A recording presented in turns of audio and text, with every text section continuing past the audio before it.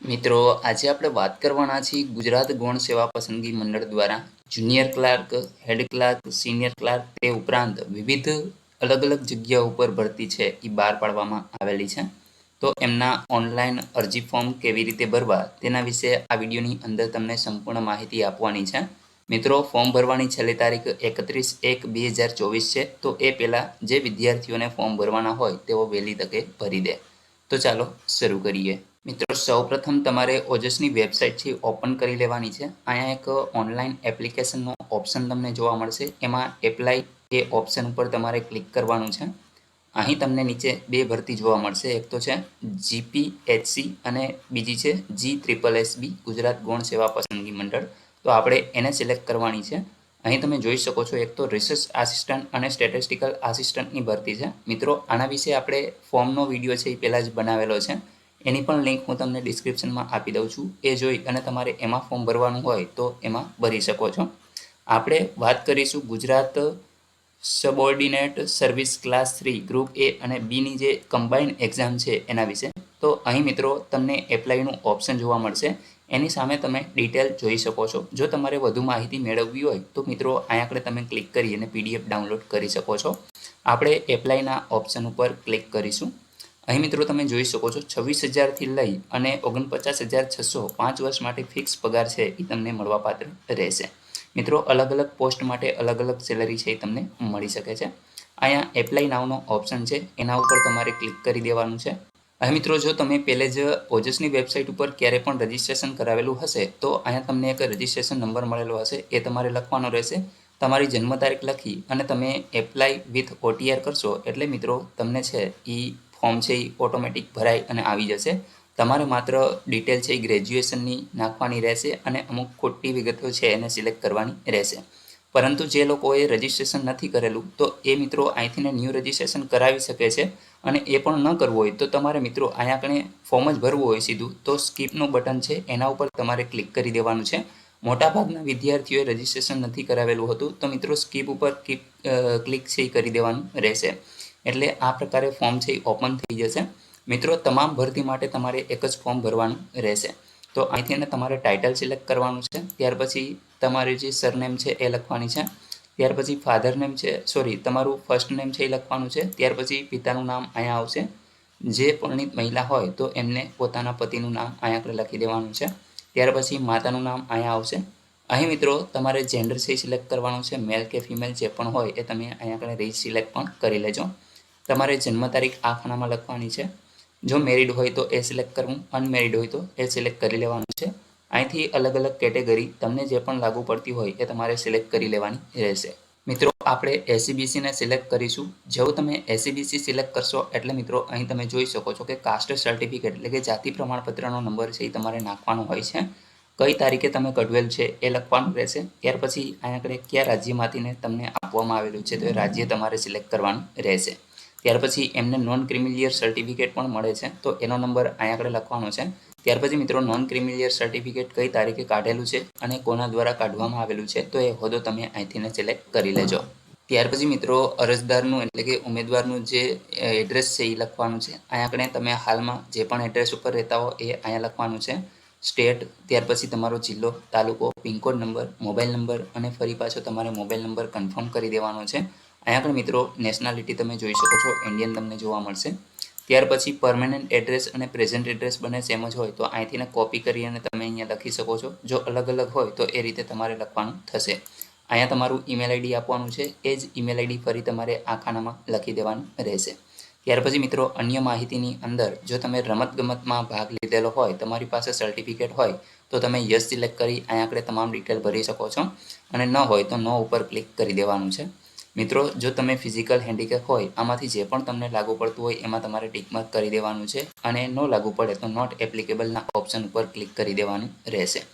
તમારી પાસે કોમ્પ્યુટરનું basic knowledge હોવું જરૂરી છે. જો કોઈ વિધવા હોય તો એ અહીંયા યસ કરશે, અન્યથા નો રહેવા દેવાનું છે. એક્સ સર્વિસમેન હોય તો અહીંયા આગળ મિત્રો તમારે એ પ્રમાણે યસ કરવાનું રહેશે. ત્યાર પછી હાલ તમે ગુજરાત સરકારની અંદર કોઈ પણ જગ્યાએ જોબ કરતા હોય તો મિત્રો અહીંયા આગળ તમારે યસ કરવાનું રહેશે, અન્યથા નો કરી દેવાનું રહેશે. ત્યાર પછી મિત્રો અહીં જે ભાષા છે એ સિલેક્ટ કરવાની છે, જેમાં ઇંગ્લિશ, હિન્દી અને ગુજરાતી જો ત્રણેય તમને લખતા વાંચતા અને બોલતા આવડતી હોય તો મિત્રો અહીં આગળ તમારે ટિક માર્ક છે કરી દેવાનું છે.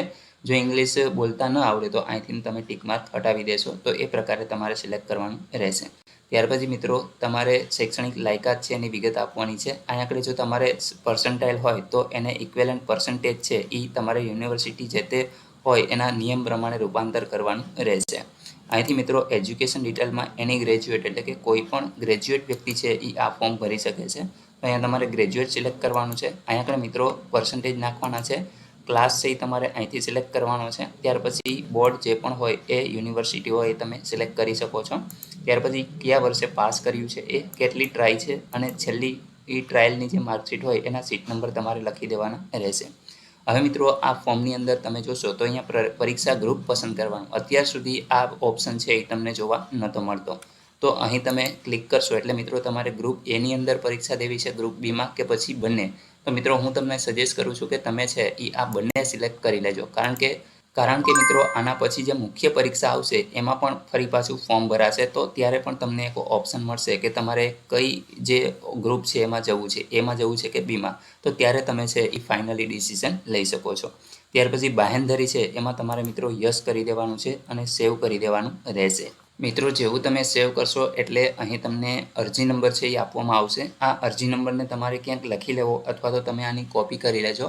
ત્યાર પછી મિત્રો અહીંયા આપણે ઓનલાઈન એપ્લિકેશન ઉપર તમે જશો એટલે મિત્રો અહીંયા ફોટો એન્ડ સિગ્નેચર અપલોડનું એક ઓપ્શન તમને જોવા મળશે. તો એના ઉપર તમારે ક્લિક કરી દેવાનું છે. તમને જે પણ એપ્લિકેશન નંબર મળેલો છે એ તમારે અહીંયા લખવાનો છે અને મિત્રો તમારી જન્મ તારીખ નાખી ઓકે કરી દેવાનું રહેશે. મિત્રો જેવું તમે ઓકે કરશો અહીં જોઈ શકો છો કે ફોટો અને સિગ્નેચર છે એ મેં અપલોડ કરી લીધા છે. અહીં મિત્રો જે ફોટો અને સિગ્નેચર છે એ 15 KB અથવા તો એનાથી ઓછી સાઇઝના જ હોવા જોઈએ. તો એ રીતે મિત્રો તમારે અપલોડ કરી દેવાના રહેશે. ત્યાર પછી મિત્રો છેલ્લું સ્ટેપ છે કન્ફર્મેશન. તો અહીંયા આપણે કન્ફર્મના ઓપ્શન ઉપર તમારે ક્લિક કરવાનું છે. અહીંયા ફરી પાછો એપ્લિકેશન નંબર અને ડેટ ઓફ બર્થ છે એ તમારે લખી અને ઓકે કરી દેવાનું રહેશે. મિત્રો જેવું તમે ઓકે કરશો અહીં તમે જોઈ શકો છો કે તમારી તમામ જે ડિટેલ છે એ તમને જોવા મળશે. અહીંયા એક વખત વ્યવસ્થિત તમારે જોઈ લેવાની છે. જો તમે અનામત કેટેગરીમાં આવતા હશો તો અહીં મિત્રો તમારે 400 રૂપિયા ફી છે એ ભરવાની થશે. ઉમેદવારે ફી ભરવી ફરજિયાત રહેશે, અન્યથા અરજી છે એ રદ ગણવામાં આવશે. તો અહીંયા મિત્રો ચોખ્ખી સૂચના છે એ પણ આપેલી છે. તો તમારે ફી છે એ ફરજિયાત ભરવાની છે. મિત્રો જ્યારે તમે પરીક્ષા દેવા જશો ત્યારે તમને આ ફી છે એ રિફંડ મળી જશે, એટલે કે પરીક્ષા દઈ દીધા પછી. તો તમારો જે એકાઉન્ટ નંબર છે એમાંથી જ તમારે ફી ભરવાની અને મિત્રો તમે યુપીઆઈ અથવા તો જે તમારું કાર્ડ છે એનાથી જ ઓનલાઈન ફી છે એ ભરજો, જેથીને રિફંડ મળે તો એ જ ખાતાની અંદર ફરી પાછું છે એ રિફંડ તમને થઈ જાય.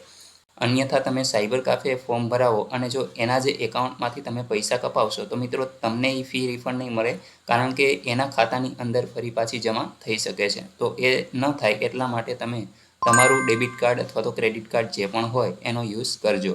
ત્યાર પછી મિત્રો અહીંયા તમારે કન્ફર્મ એપ્લિકેશનના ઓપ્શન ઉપર ક્લિક કરી દેવાનું છે. એટલે તમને આ પ્રકારે પૂછશે કે શું તમે કન્ફર્મ કરવા માંગો છો. અહીંયા આગળ મિત્રો તમારે યસના ઓપ્શન ઉપર ક્લિક કરી દેવાનું રહેશે. મિત્રો જેવું તમે અહીં ઓકે કરશો એટલે તમને એક કન્ફર્મેશન નંબર મળી જશે. જોઈ લેવાનું છે, તમારે કોઈ પણ સુરક્ષિત જગ્યાએ તમારો કન્ફર્મેશન નંબર છે એ નોંધી લેવાનો છે. તમને SMS પણ મળી જશે. અહીંથી મિત્રો તમે તમારી એપ્લિકેશનની જે પ્રિન્ટ છે એ પણ મેળવી શકો છો. અને મિત્રો ઓનલાઈન ફી ભરવા માટે અહીંયા આપણે પે ફી ઓનલાઈન એવો એક ઓપ્શન પણ તમને જોવા મળશે. જો મિત્રો તમે પ્રિન્ટ કાઢો અને આ ઓપ્શન તમને ન જોવા મળે તો અહીંયા આપણે ફીસ લખેલું છે. અહીંયા આગળ મિત્રો તમારે ઓનલાઈન પોસ્ટ ઓફિસ ચલણ ઓનલાઈન જે લખેલું છે એના ઉપર ક્લિક કરવાનું રહેશે. મિત્રો ત્યાંથી પણ તમને આ જ પ્રકારે છે એ ઓનલાઈન ફી ભરવા માટેનો ઓપ્શન છે એ મળી જશે. તો આપણે મિત્રો અહીંયા આપણે પે ફી ઓનલાઈન એ ઓપ્શન ઉપર ક્લિક કરશું. મિત્રો અહીં તમે ડેબિટ કાર્ડ, ક્રેડિટ કાર્ડ કે ઓનલાઈન નેટ બેન્કિંગથી અથવા તો યુપીઆઈથી કોઈ પણ રીતે તમે ફી છે એ ભરી શકો. તમે અહીંયા જોઈ શકો છો કે મેં એપ્લાય કરી દીધું છે. અહીંયા સક્સેસનો મેસેજ છે એ તમને જોવા મળશે. તમારે આની પ્રિન્ટ છે એ મેળવી લેવાની રહેશે. તો મિત્રો આશા રાખું છું કે ઓનલાઈન ફોર્મ ભરવા વિશેની તમને તમામ માહિતી મળી ગઈ છે. તેમ છતાં પણ કોઈ પ્રશ્ન હોય તો કોમેન્ટ દ્વારા પૂછી શકો છો. વિડીયોને લાઇક કરજો, તમારા મિત્રો સુધી શેર કરજો અને ચેનલને સબસ્ક્રાઈબ કરી લેજો, જેથી આવી કોઈ પણ માહિતી આપ સુધી પહોંચતી રહે. વિડીયો જોવા બદલ આપનો ખૂબ ખૂબ આભાર. મળીએ એક નવા વિડીયો સાથે. ત્યાં સુધી જય હિન્દ.